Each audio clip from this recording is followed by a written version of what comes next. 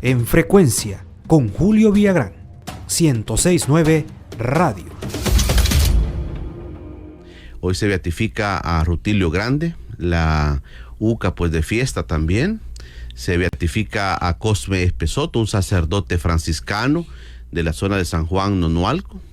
Se también beatifica, es un grado antes de ser santo, a dos personas laicas, un joven y un adulto, que mueren junto a Rutilio Grande en la zona del Paisnal. Y esto es un acontecimiento ya de hace muchísimos años, más de 40 años esto. En 1977 fue el caso de Rutilio, pero la comunidad católica hoy está de fiesta y hoy es el proceso de beatificación por la tarde en la Plaza Salvador del Mundo. Francisco Hueso. Hola Julio, ¿qué tal? Un saludo a quienes ya están conectados en este programa. Bueno, y desde muy temprano han comenzado las fiestas allá en Aguilares en honor a este beato, ahora una fiesta, ¿no? Y vamos a conocer qué dicen las portadas de los principales periódicos de nuestro país. Y el diario Ecolatino dice: Vaticano eleva hoy a los altares a 4 nuevos beatos. Hablando justamente del tema que vamos a tener por la tarde. El diario El Salvador dice: empresarios turcos dispuestos a invertir. Destaca un poco el viaje que el presidente Bukele hace en Turquía. La prensa gráfica dice: casos diarios de COVID superan a los 60. Un dato que daba a conocer ayer por la tarde-noche el Ministerio de Salud. Y Diario de Hoy dice: Omicron puede reinfectar a recuperados de COVID-19. Son las portadas de los periódicos de esta mañana de sábado 22 de enero. Estamos de regreso después de una gira que hicimos por Estados Unidos, por la zona de Carolina del Norte. Hemos saludado a muchos salvadoreños allá organizados, salvadoreños que trabajan en diversos temas, y hemos pues podido conversar con ellos sobre la situación de El Salvador, que les interesa mucho a ellos. Pero esta mañana de sábado ya nos acompaña en el estudio el pastor Miguel Tomás Castro. Es el pastor general de la Iglesia Bautista Emanuel de El Salvador, en la zona de San Jacinto. Ahí está la Iglesia Bautista Emanuel, y el pastor Miguel Tomás Castro me acompaña esta mañana de sábado 22. ¿A quién vamos a saludar, pastor? Si se puede hacer un poquito cerquita con todo y silla, para que podamos platicar tranquilamente. ¿Qué tal, pastor? ¿Cómo está? Buenos días. Cómo no, buenos días, Julito, buenos días también, Francisco, qué sorpresa. Y buenos días a la audiencia, ¿verdad? Que es muy amplia, según conozco.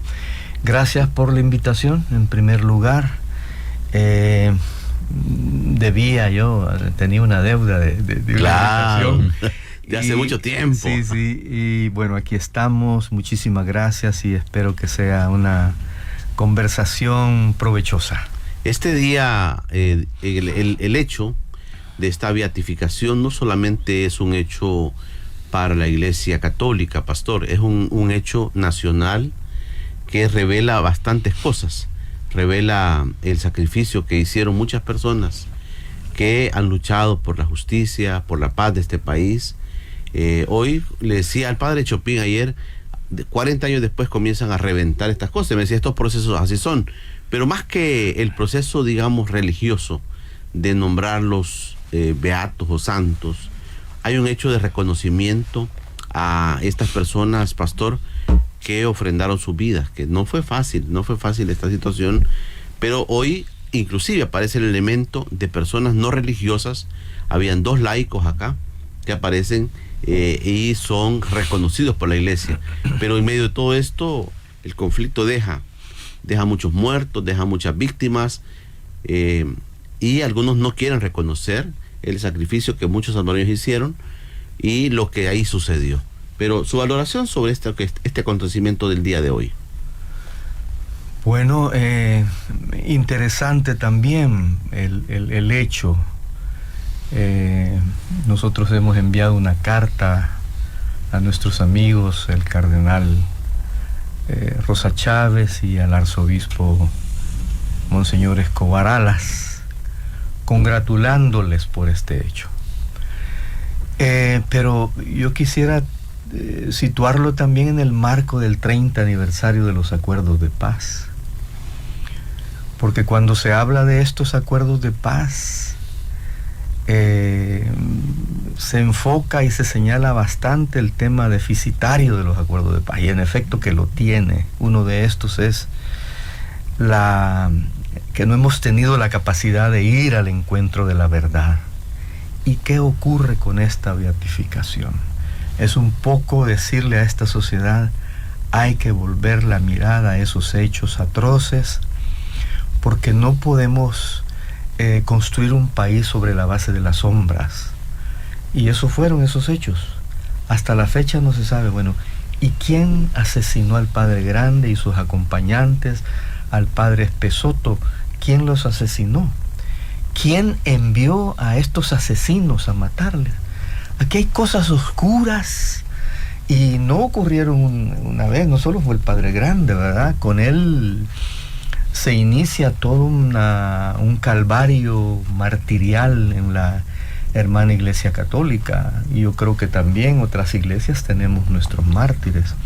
Entonces me parece a mí que el tema, por supuesto que tiene un elemento muy de la fe cristiana, ¿verdad? De la fe cristiana, pero también tiene una trascendencia histórica importante para nuestro país, y significa que aquellos que fueron asesinados por ser objeto de sospecha, porque eran señalados por los sectores conservadores o quizás ultraconservadores, y que se justificaba asesinarlos, eso no puede ser, ¿verdad?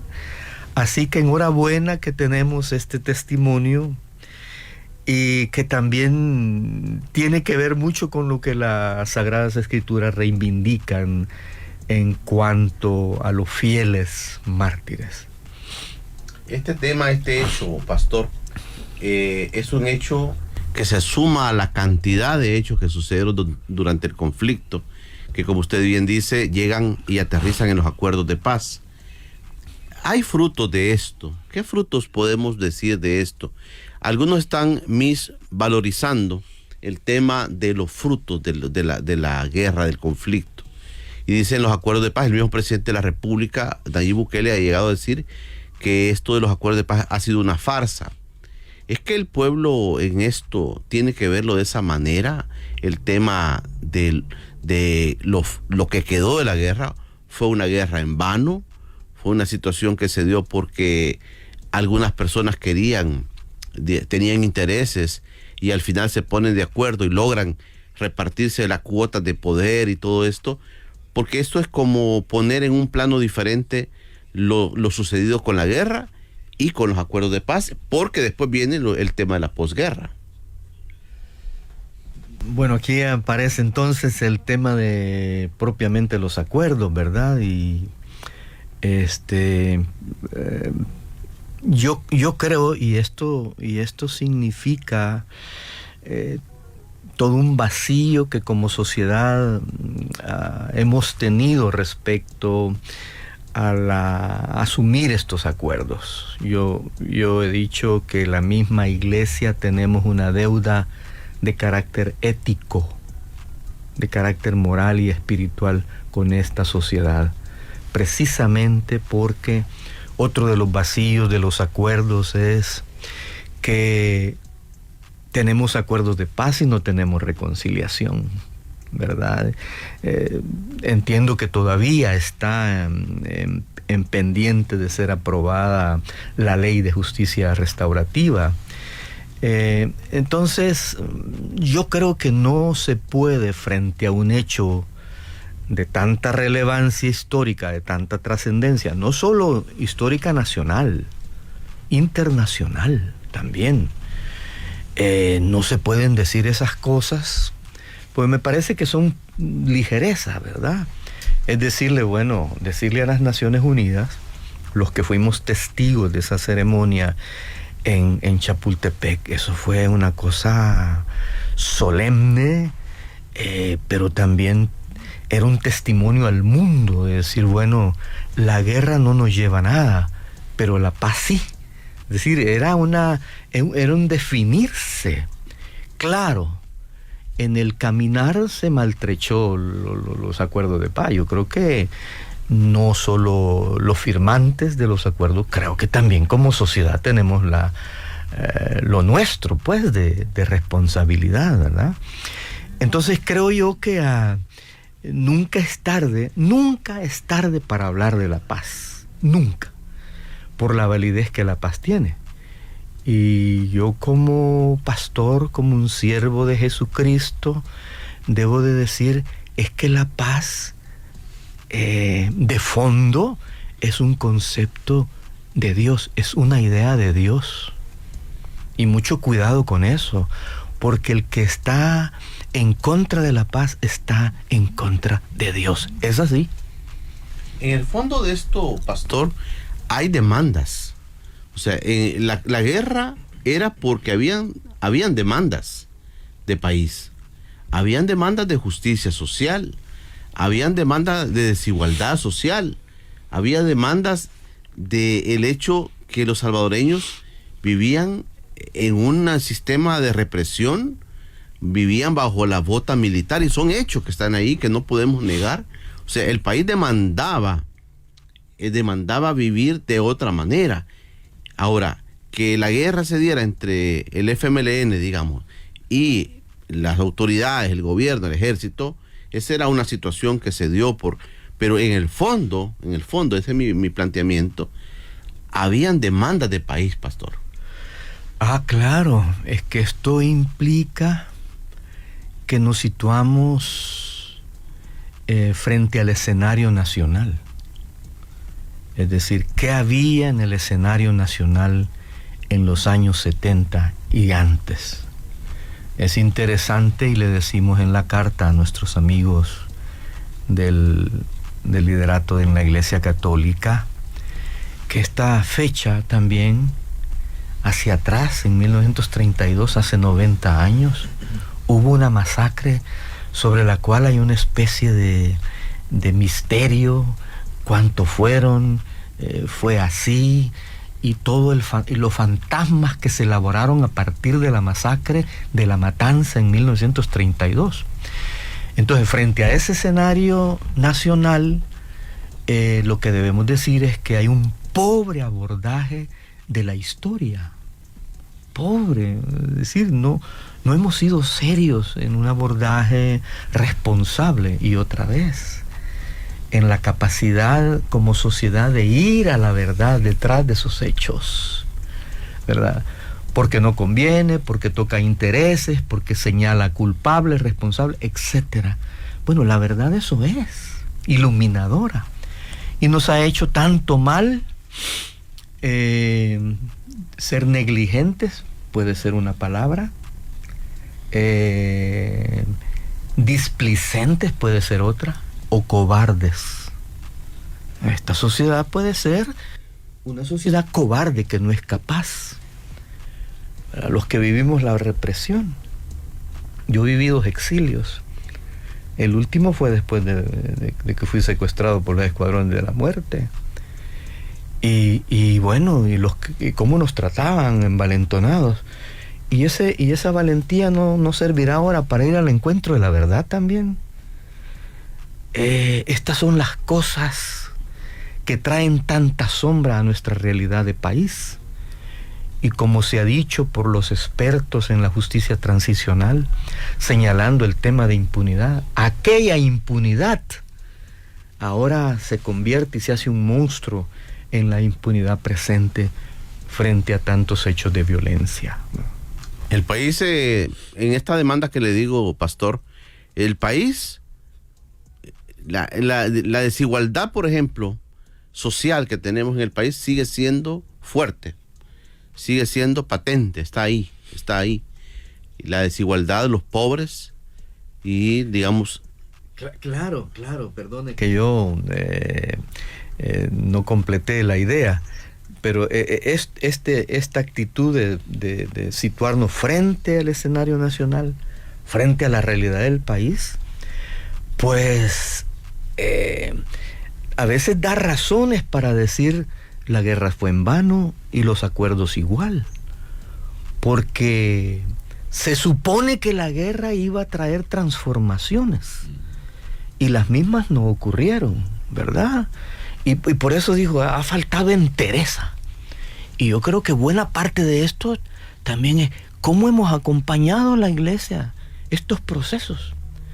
Porque en el concepto de redención de Dios, que lo redime a usted, a Francisco, a nuestro amigo operador, a mí, a todos, nos redime la acción redentora de Dios, pero también la acción redentora de Dios alcanza la historia. Esta historia que ha sido secuestrada por intereses mezquinos y codiciosos, ¿verdad? Y la han llevado a estos caminos tortuosos de desigualdad, de marginación. ¿Cómo es posible que la gente se siga yendo? Uno de los grandes líderes en el movimiento social, reivindicando el derecho de las poblaciones en el Valle del Ángel, salió, se fue. Usted no tiene idea lo que significa en términos de pérdida social ese hombre que se fue. ¿De quién habla, pastor? Bueno, de Raúl Torres. Activista. No, un hombre comprometido, lúcido en las parroquias de la zona de Apope y Quesaltepeque. Y emigró, ¿verdad? Se tuvo que ir. Se tuvo que ir. Es que esa es la historia, ¿verdad? Cuando mira a cada lado, no hay puertas, no hay manos extendidas, porque somos una sociedad insolidaria. Entonces uno se pregunta, bueno, no solamente qué hemos hecho acompañando esta historia de pecado, sino también cómo hemos vivido la fe. Una sociedad que mayoritariamente, tremendamente mayoritaria, se confiesa creer en Dios. Claro. ¿Verdad? Todos creemos en Dios, pero a la hora de mirar al otro, no lo vemos. ¿Y cómo hemos sido enseñados, pues, a vivir el Evangelio? Y en esto tiene sentido el hecho que celebra la Iglesia Hermana Católica ahora, porque estos mártires se entregaron en servicio al prójimo, ¿verdad? Y como dice el Evangelio, han cumplido la enseñanza de Jesús. Nadie tiene mayor amor que dar su vida por sus amigos. Caramba, bueno, qué bendición la nuestra. Me decía un pastor amigo entrañable en Nicaragua y en la presencia del Señor. Qué bendita patria la salvadoreña. Qué bendito país con tantos mártires. Y cada vida hablando, llamando a la fidelidad a Dios. Mire qué precioso. Claro, claro. Bueno, en ese tema de los frutos que deja todo esto, pastor, se ha estado analizando recientemente sobre eso, que si valió la pena. ¿Valió la pena la sangre de los mártires? Se lo pregunto así de lleno. Usted inclusive nos está diciendo sufrió persecución y miles de salvadoreños sufrieron persecución. Pastor, ¿valió la pena la sangre derramada por estos mártires, por estos que luchaban por construir un mejor país? Yo creo que aquí habrían dos cosas, ¿verdad? Para ellos valió la pena, hablando desde ellos. Yo he dicho en las conmemoraciones que celebramos con la Comisión Pro Memoria Histórica en el Parque Cuscatlán, lo dieron todo, los mártires lo dieron todo y no piden nada. ¿Qué piden los mártires? Ni una silla para sentarse. Bueno, eso necesita una lectura pastoral, teológica, eclesial. Ese mensaje necesita ser entendido. Eso por un lado. O sea, ellos fueron los fieles.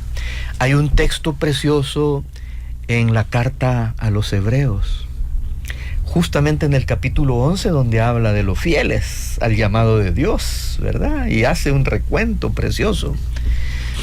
Y en un momento dice, estos anhelaban una patria mejor, una patria que procede de Dios, como decía Monseñor Romero. Dice en unas versiones una patria celestial.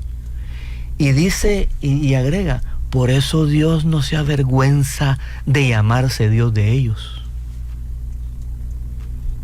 Posiblemente nosotros aquí estemos diciendo, no sirvió la sangre de los mártires, pero para Dios sí.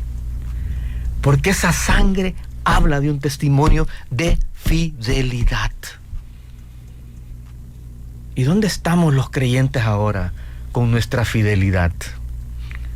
Bueno, es que ocurre el domingo, ¿verdad? En misa o en el culto. Claro. Por favor. Claro. Por favor. Eso por un lado. Pero puede ser que nosotros banalicemos esa sangre, que esta sociedad banalice la sangre de los mártires. Yo estaba en una cátedra allá sobre Monseñor Romero en la Universidad Nacional con mi amigo que está allá en la presencia del Señor, el padre Pedro de Cler, que entonces era ecuménica la experiencia, y él comenzó diciendo cómo se envanece el nombre de Monseñor Romero, ¿verdad? Así que yo creo que ellos cumplieron, ellos fueron serios en asumir el llamado de Dios, pero nosotros no hemos podido reivindicar ese testimonio, ¿verdad? No sé cuántos colegios, cuántas escuelas visitan el muro memorial de los mártires en el Parque Cucatlán. ¿Cuánta gente va allá? ¿Verdad? Ahí están nombres de nuestros hermanos, miembros de la iglesia inscritos. Y bueno, ese es un testimonio, ¿verdad? Como dice Habacuc, ese muro habla y grita a esta sociedad. Bueno, seamos fieles a Dios, sin mirar el costo. Ok, pastor, voy a hacer una pausa. Pastor, usted ha mencionado, por ejemplo, sobre la valentía, sobre a veces la cobardía de muchos que no logramos expresarnos sobre estos temas. Pero también el país le ha aportado mucho. Han habido seres humanos impresionantes en este país. Y dicen el más universal de todos es Romero. Pero hay seres humanos, hay talento, hay entrega, hay ejemplos, hay testimonios de muchísimos salvadoreños, pastor, que también ofrendaron sus vidas. Y otros que no, pero que sacrificaron mucho de su vida por construir un mejor país. Un país que tiene tantas cosas bonitas, tanta gente buena, vive en los mismos problemas, pastor. Vive en los mismos problemas. Vive con los mismos problemas sociales de los que estamos hablando.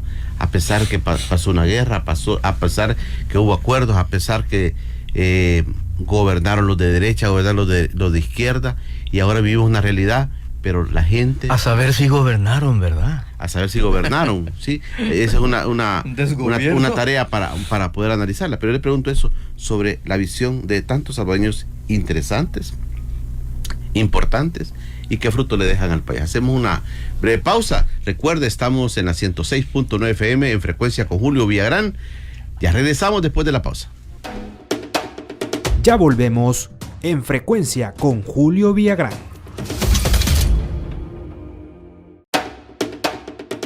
Estás viendo En Frecuencia con Julio Villagrán. Estamos de regreso en Frecuencia con Julio Villagrán, el pastor de la iglesia Bautista Emmanuel en San Jacinto, ¿verdad? Correcto. El pastor Miguel Tomás Castro nos acompaña esta mañana de sábado 22 de enero. Platicamos sobre los temas de la coyuntura, los acuerdos de paz. Hoy la beatificación de 4 mártires salvadoreños que se va a realizar este día por la tarde. Este día también TVX va a transmitir todos los acontecimientos a partir de las 5 de la tarde. Lo va a transmitir en televisión TVX a partir de las 5 de la tarde. Puede ver también a través de YouTube en nuestra señal. Ahí vamos a estar transmitiendo todo lo que esté pasando. Pastor, yo le planteaba este hecho de que habiendo tantas personas buenas en este país, habiendo tantas personas pensantes, tenemos mucho talento, muchas personas que piensan, que construyen, que edifican, ¿verdad? Tenemos una sociedad sigue siendo convulsionada, sigue siendo desigual, sigue teniendo tantas deudas para la gente, sobre todo para los pobres. Cuando pensamos, reflexionamos sobre el costo en sangre que este país, que este pueblo ha pagado, es un precio altísimo. Yo digo que hemos pagado ya una cuota costosa por la paz y no tenemos paz, ¿verdad? Pero pensando en el costo de la sangre, de las vidas, yo creo que como sociedad, como país, debemos de pensar que quizás lo más florido, lo más noble de esta sociedad se perdió en esos años del conflicto. Y obviamente que la figura de Monseñor Romero es una figura que destaca, sobresaliente, es impresionante. Es impresionante cómo se lo conoce fuera del país. Justamente donde usted fue, yo conocí a un pastor en una iglesia que nos hemos hermanado, y me dice este pastor, el día que nos conocimos, me dice, yo admiro a El Salvador por un hombre, por Oscar Romero, me dijo. Yo no sé si tú sabes de Oscar Romero. Y le cuento la experiencia de nuestra iglesia, que se acercó a Monseñor Romero, que conversamos con Monseñor Romero, dialogamos en la radio, en la YSAX con él, que celebramos jornadas de oración con él, etc.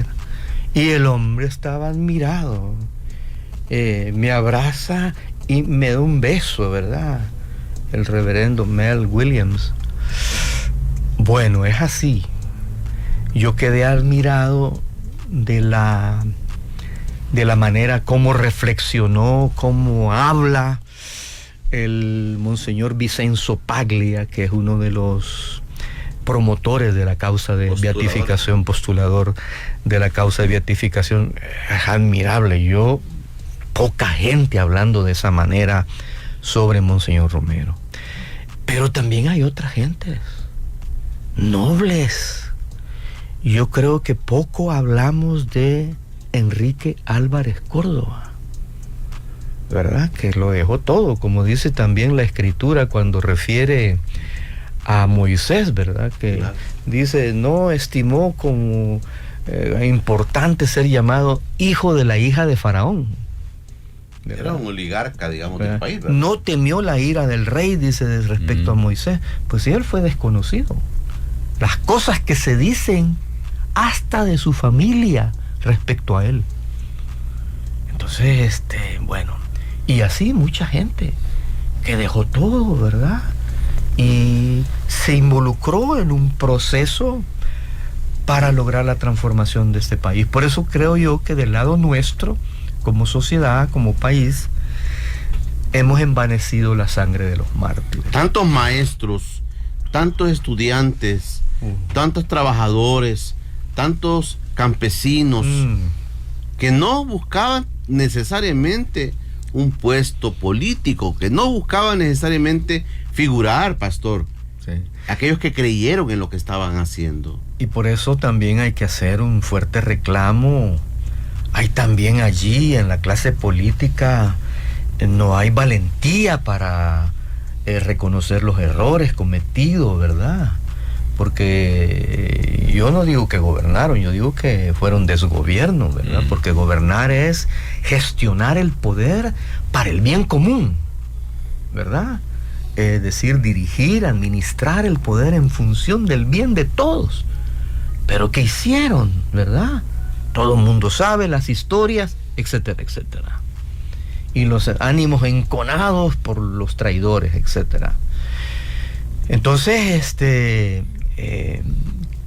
creo yo que nos hace bien hacer un examen más reposado, más detenido sobre la historia, para encontrar que, bueno, así como los mártires notables, hay también tantos otros, hombres y mujeres, cuyas vidas fueron destrozadas, asesinados, desaparecidos. Mire usted. Sí. Los desaparecidos. Muchísimos.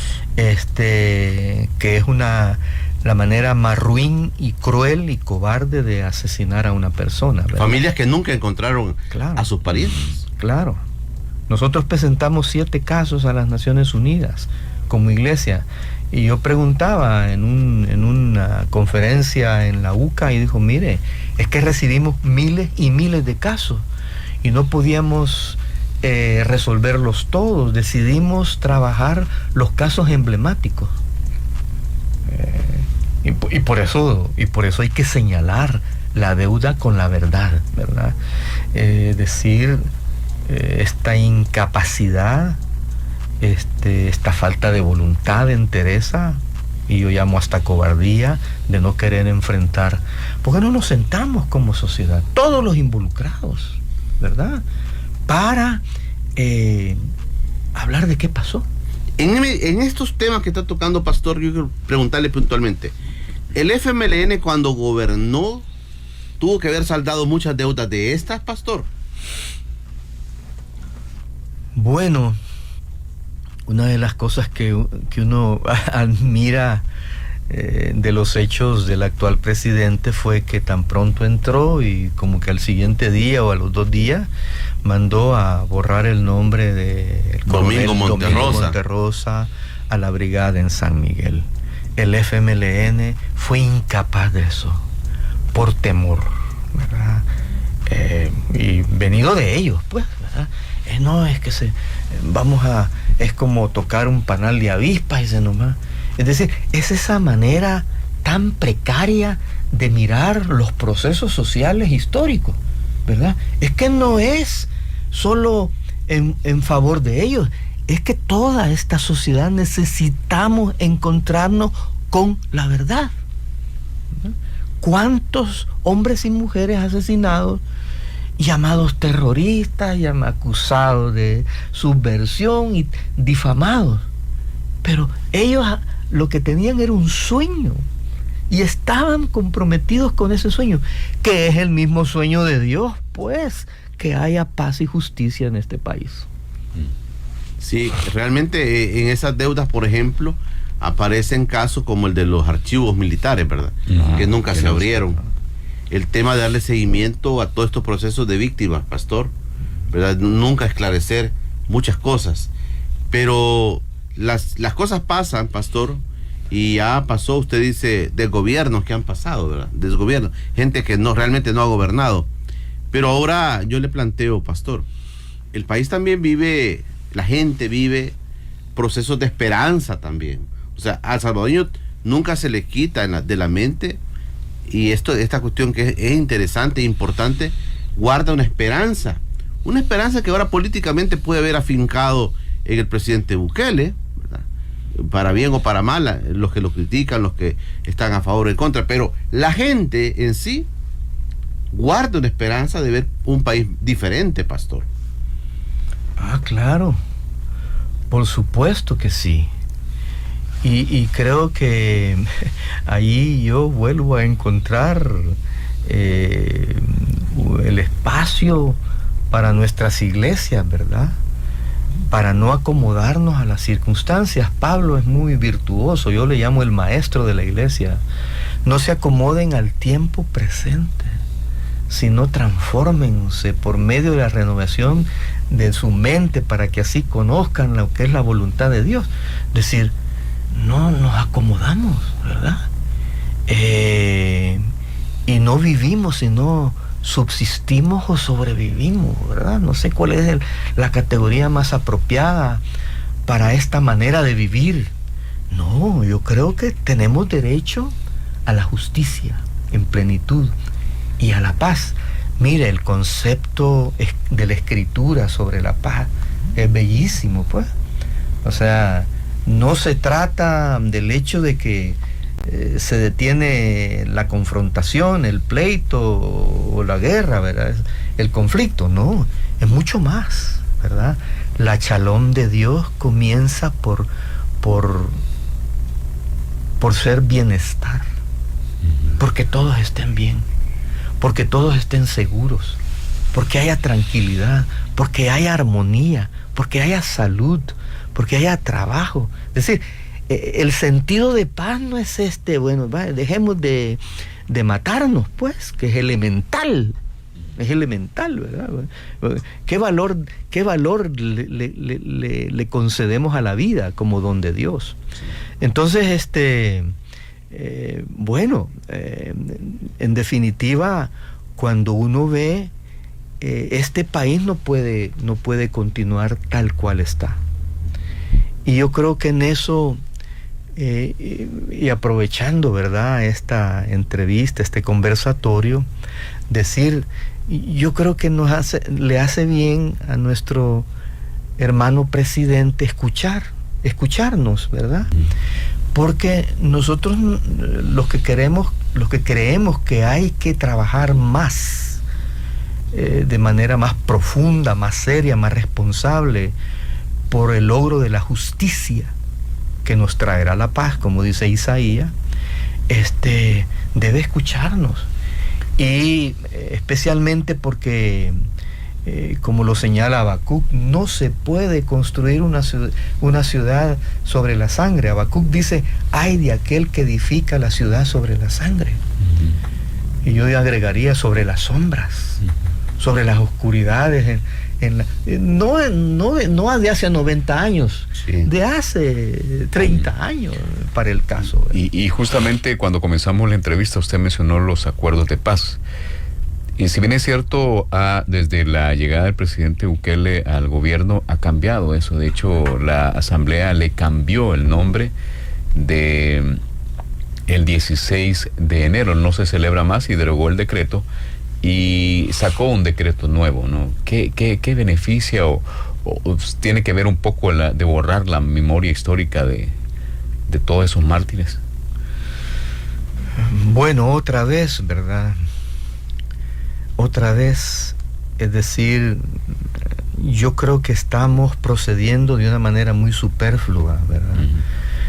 Aquí las leyes dicen muchas cosas, ¿verdad? La Constitución dice que todos somos iguales ante la ley. Eso no es cierto. Eso no es cierto. No es cierto antes, hoy, pero ojalá no sea cierto mañana, ¿verdad? Es decir, eso hay que transformarlo.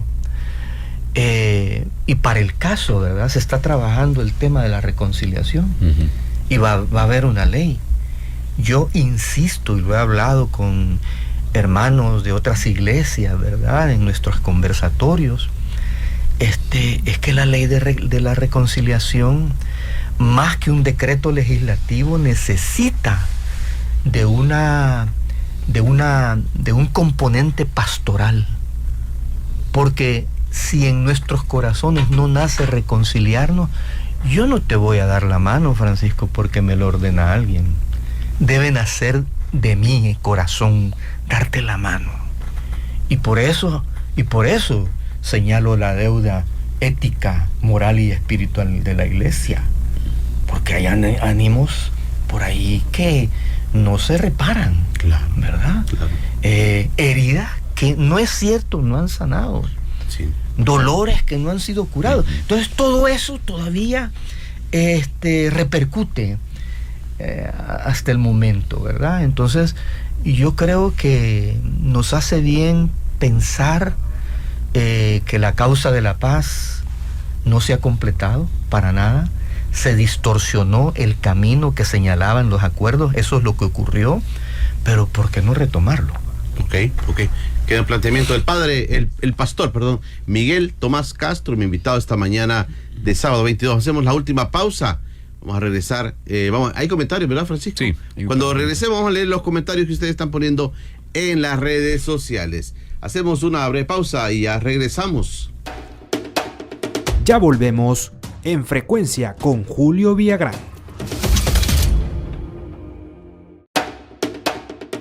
Estás viendo En Frecuencia con Julio Villagrán. Estamos en la última pausa ya de En Frecuencia con Julio Villagrán en la 106.9 FM. Un saludo para todos aquellos que están conectados en las diversas plataformas. Vamos a escuchar, vamos a leer qué dice la gente, Francisco Hueso, qué dice la gente en las redes sociales. Bueno, ahí están saludando René Holanda, dice: la verdad del pasado está en el presente. Y hace otro comentario y dice: la fe ciega es necesaria, pero en el pueblo es insuficiente, ya que los encargados de enseñarla la dogmatizan. Dice Claudia Ortiz: Dios le bendiga, reverendo Miguel Tomás. Está ahí pendiente también Ana Conde, saludos como siempre, buen programa. Y dice también Silvia Melchor de Orellana: buenos días, hermano pastor. Bueno, esto yo insisto en esto, pastor, porque la gente dice, vive nuevos momentos, vive nuevos retos como país, pero guarda aquello de la esperanza de ver un país diferente, un país que a nivel de educación, que a nivel social, salud, dicen este nuevo momento, los agricultores están abandonados, no hay programas para ellos. Un país que tiene ese tipo de problemas. Yo he insistido preguntándole a mis invitados, pastor, ¿es que la agenda de los gobernantes no es la agenda de la gente, del pueblo? ¿Es que ellos están construyendo un país que no necesariamente es el país que la gente necesita? Es interesante que en las campañas electorales uno escucha cada cosa, ¿verdad? Uh-huh. Ahora sí vamos a componer este país, ahora sí vamos a hacer esto, aquello. Pero lo que se dice encuentra ahí tropiezos, porque la realidad así es. La vida no es un camino aplanado, ¿verdad? O alfombrado, sino que tiene sus baches, sus grietas. Entonces lo que se propone ya encuentra tropiezos. Pero más allá de lo que dicen los partidos políticos cuando se proponen como los ideales para gobernar, creo que también la sociedad toda tiene una manera de ver y tiene una manera de percibir cómo necesita el país cambios. ¿Qué cambios necesita este país? Y yo creo que cada sector lo tiene. Entonces mal hacemos o mal hace el gobierno cuando se cierra a no escuchar a la sociedad, a los diferentes sectores de la sociedad, que precisamente están con la expectativa de que hayan cambios que respondan a los grandes problemas del país. Entonces, creo que nosotros, me refiero al sector de las iglesias, nosotros pastores, ministros de los diferentes cultos, debemos de ayudar para que, y aquí quiero decir algo recordando, para que podamos dialogar, para que se abra un debate sobre la sociedad que queremos. O sea, aquí no se trata de la sociedad que quiere tal o cual partido, ¿verdad? Sino la sociedad que queremos todos los salvadoreños. Le voy a poner el caso, por ejemplo... quiero terminar. Sí. Es que muy interesante y poco se habla de esto. Cuando los acuerdos de paz, cuando el proceso de diálogo tomó ya lugar con el auspicio de las Naciones Unidas, la idea de nuestro buen amigo Monseñor Rivera y Damas de convocar al debate nacional por la paz, una idea fabulosa. Después tomó forma en un comité, ¿verdad? Comité permanente para el debate nacional. Necesitamos seguir debatiendo, ¿verdad? Es que cada quien tiene una perspectiva sobre lo que este país necesita, de manera que podamos encontrar el camino hacia ese sueño que hemos perdido. Le pongo el ejemplo del Bitcoin, una moneda de curso legal ahora en el país. ¿Es lo que la gente realmente necesita en su economía? es lo que el pobre necesita para salir de su pobreza, y lo digo sin ánimo de afectar la posición del gobierno, sino con el ánimo de decir, bueno, si esa es la gran apuesta del gobierno, el Bitcoin, esto significa que ellos creen que eso les solventa muchos problemas, y lo han dicho, esto le va a ayudar a la economía nacional, pero vemos otra cosa, si invierten millones de dólares otra vez, y la gente ni usa este mecanismo, esta herramienta. Es que están pensando en otras cosas, pero no están pensando en las cosas que a la gente le urgen, pastor.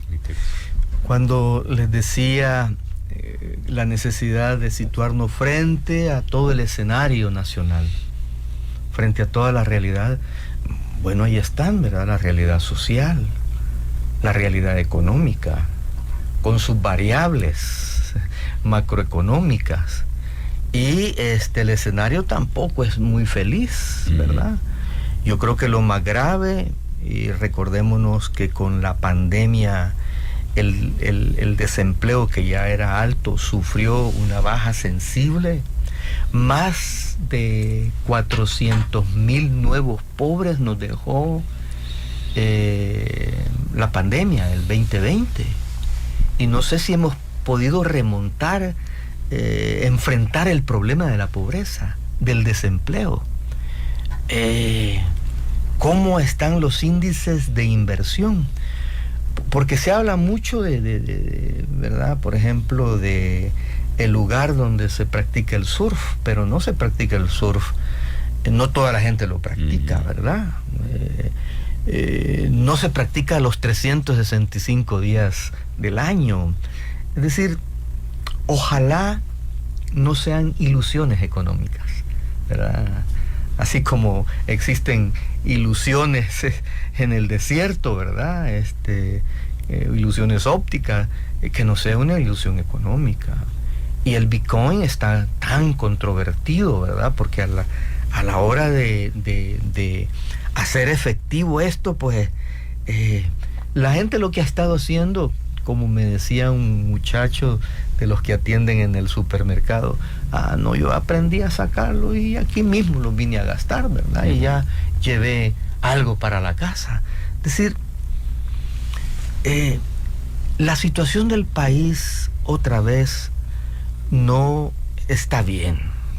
Hay problemas serios y graves, pero no podemos salirnos, hacer propuestas muy a la ligera, diría yo, que no van a responder a lo ingente que toda nuestra gente siente sus problemas. El desempleo, para el caso. La inflación está subiendo, ¿verdad? Bueno, inflación, la inflación sube. Pero se están poniendo caros los productos. Y bueno, ¿y qué vamos a hacer entonces? Lo peligroso es que el país convulsione otra vez. Y no estamos para eso, ¿verdad? Ya lo dijimos. Ya este país, este pueblo, esta sociedad ha pagado un alto costo por vivir en paz, pero la paz no llega. Entonces pongámonos de acuerdo, por favor, ¿verdad? Vamos a estar como Chespirito, pastor. Decir, ¿y ahora quién podrá defendernos? La sociedad no está organizada, pastor. Bueno, eso es lo que es, y ese es uno de los déficits, ¿verdad?, que nos deja el partido de izquierda, ¿verdad? Ocurrió una desmovilización. Era impresionante cómo se pactaba la desmovilización de los sindicatos. Fue así. Entonces, como que la idea es acomodarse a vivir aquí, ¿verdad? Irla pasando por un lado, o el sálvese quien pueda, ¿verdad? Y cómo es de serio Dios en su visión de la historia para este país. Y la palabra de Dios tiene propuestas para cada situación. Reciente, en el tiempo de Adviento, leíamos a Isaías. Y en el capítulo 9 termina diciendo que nadie haga mal en todo mi santo monte, ¿verdad?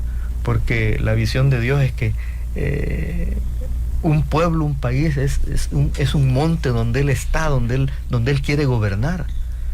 Pero aquí no, ¿verdad? La violencia se cobra vidas cada día y bueno, y de repente aparece un capturado, es decir, los desaparecidos, es un desastre esto. El manejo ha sido muy irresponsable. Entonces, estos hechos dan cuenta de que necesitamos ser más responsables en lo que estamos tratando de hacer frente a los problemas. Y otra vez, ¿y cómo se va a expresar la sociedad? ¿Será que necesitamos convocarnos a un debate? Yo diría, no solamente por la paz per se. Hemos participado de un movimiento muy interesante propuesto por unos académicos en la Universidad Nacional, un acuerdo nacional por la vida. No sé si mis amigos me están escuchando, pero tiene tanto sentido, tanta pertinencia y también tanta visión bíblico-teológica ahí. Es que necesitamos ponernos de acuerdo de cómo vamos a vivir aquí, por favor. O va a seguir el pecado de la desigualdad. O va a seguir esa caravana humillante, no solo para los que van, sino para este país. Es humillante que nuestros hermanos salgan a buscar mejores posibilidades fuera del Salvador, con lo tortuoso, lo riesgoso que resulta la experiencia. Mire, ahí escuchaba yo de una familia que la mamá con la hija salieron y chocó una camioneta, se incendió y allí murió una joven madre con su hija. Eso no puede ser. Y nos llamaron a la iglesia para orar por el luto de la familia. Pues nosotros vamos a orar. La familia de apellido Rivera. Nosotros vamos a orar. Pero ¿y qué de los que siguen saliendo y los que están en camino y los que van ahí arriesgando la vida? Eso habla de una situación de insolidaridad de este país, que es pecado. Claro. Que es pecado. El tema del agua, por ejemplo, tema de las pensiones, son temas vitales en la vida de la gente, pastor, de los cuales no se habla, no se definen, no se ponen claras las cosas. Usted decía ahí, inclusive persecución quizá para personas que defienden el agua, personas que son de la sociedad, que tienen proyectos que quieren ver realizados, pero estamos sobre otras agendas y no sobre estos temas que son vitales para la gente. Bueno, yo le refería el concepto de paz en el corazón de Dios, revelado en las Escrituras. Es bienestar, es salud, eso. ¿Y cómo vamos a tener bienestar sin agua, verdad? Y este es un problema gravísimo en el país. La ley ha concedido de manera privilegiada a la empresa privada el usufructo de los mantos acuíferos. ¿Qué vamos a hacer con eso? Y le digo esto porque ayudamos a las comunidades de Mercedes, Umaña y de Berlín a organizarse en un sistema comunitario de agua, igualmente en Nueva Granada. Pero son iniciativas pequeñas. Se trata de tener una visión nacional, porque el agua, que es un bien creado por Dios, que es parte de la creación, es para todos y para todas. Y otra vez, ¿verdad? Lo que decíamos en el transcurso del conversatorio, todos somos iguales ante la ley. Explíqueme eso. Y yo creo que, hay aspectos de carácter moral que no van. Puede ser legal, pero también es inmoral y antiético y anticristiano. Correcto. Pastor, yo quería aprovechar para terminar, siempre tengo la inquietud de las iglesias cristianas. Hay mucha gente, el 85% de la gente profesa ser cristiano en este país. Más del 85%. Dice que es cristiano, pero vivimos en un país bastante convulsionado. Pero el trabajo es nada más para cerrar, el trabajo ecuménico de las iglesias tradicionales, las iglesias en el país, las iglesias cristianas, ¿esto sigue o se ha estancado o se fortalece el ecumenismo, es decir, la conjunción de todas las iglesias cristianas? Yo quisiera decir algo a lo que usted dice sobre ser una sociedad de creyentes, ¿verdad? De confesantes. Mire, ahí andamos con la bandera para arriba y para abajo, hasta de manera solemne, ¿verdad? ¿Y cuál es la inscripción que lleva la bandera? Dios, unión, libertad. ¿Hay libertad de verdad? ¿Hay unión? Esta es una sociedad fragmentada, cada quien en lo suyo y con sus propios discursos. Y si no estás de acuerdo con lo que yo digo, ¿verdad? Te señalo, ¿verdad? Sos del otro bando, del otro grupo. Sí. Y entonces, ¿dónde está este sentido de ser patriota? ¿Verdad? Libertad, unión y Dios. Dios es otro desahuciado, igual de los hermanos migrantes, buscando futuro en otros países. Hemos desahuciado a Dios de esta sociedad. Porque Dios no quiere únicamente ser reconocido en un momento litúrgico, llámese culto, llámese misa, vigilia. No, es el Dios que quiere estar presente en la vida, quiere estar presente en la cotidianidad, quiere que vivamos, puesto en salvadoreño, echándonos la mano unos a otros, ¿verdad? En ese sentido.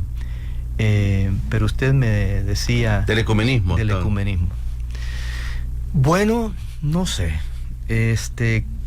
Yo creo que el ecumenismo transita de manera muy endeble, o como decían las abuelas, muy enclenque, ¿verdad?